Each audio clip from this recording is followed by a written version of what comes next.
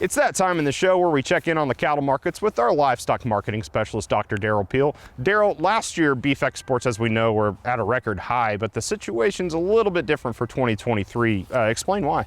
Yeah, the latest data that we've got for January of this year shows that beef exports were actually down 15.7% in the month of January.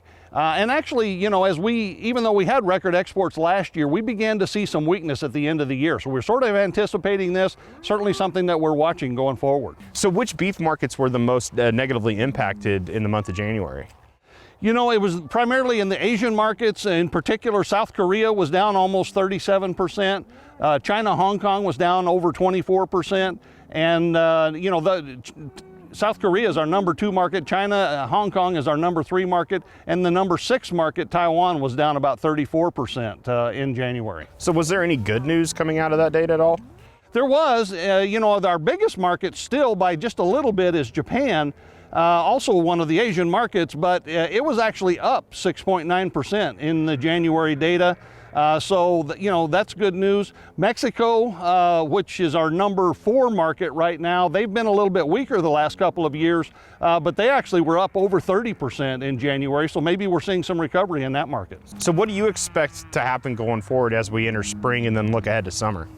Well, we anticipated there was going to be some weakness, so we're monitoring this very closely.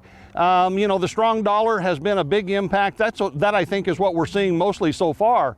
But one of the things that's going to happen going forward is that beef production in the U.S. is going to fall, and so we're going to see less availability. That's going to tend to keep prices even higher.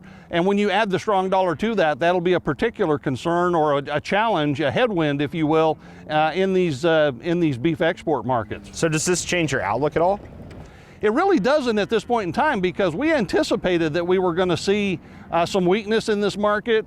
And in general, we're watching beef demand anyway in the current situation, both domestic and international. So we sort of expected this to happen. We're monitoring it to see if it gets worse. If demand actually weakens significantly, then it might change our outlook a little bit. But in general, we've already sort of factored this into the market. So before we let you go, just checking in on the drought situation, you know, how's things looking in the southern Great Plains and, you know, really Oklahoma?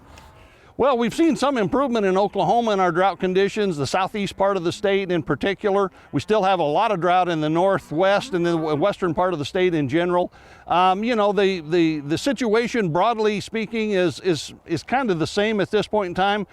We do anticipate perhaps some improving conditions through the year, but we may still have some challenges in the early part of the year in terms of where we're at with forage conditions. All righty, thanks, Derrell. Dr. Derrell Peel, Livestock Marketing Specialist here at Oklahoma State University.